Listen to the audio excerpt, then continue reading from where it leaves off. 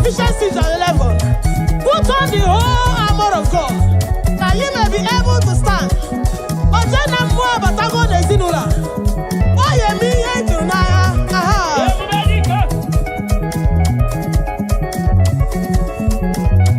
Ojena mado ojena mwa. Igirigago. Child of God, the battle line is drawn. In Psalm 68, verse 1, they let God arise. Let his enemies be scattered. Until God arises in your case, listen to me, your enemies will not scatter. Yes, sir. But I prophesy to somebody, I receive.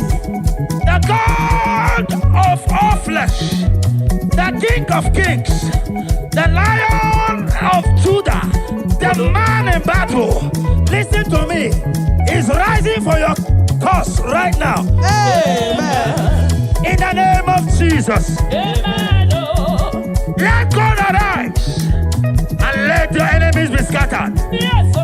Every enemy of your destiny, every enemy of your family, every evil family pattern that have risen against you, Oh yeah. let me tell you, the God Almighty will rise against them now in the name of Jesus. Amen.